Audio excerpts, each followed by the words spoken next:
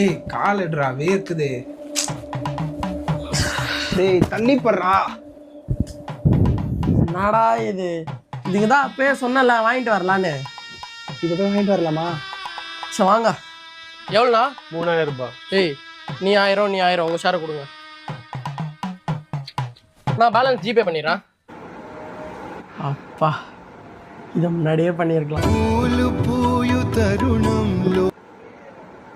Hello பாட்டி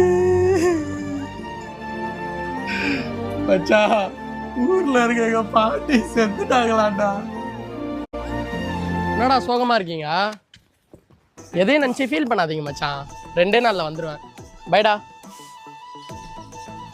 என்னடா இப்படி ஆயிடுச்சு?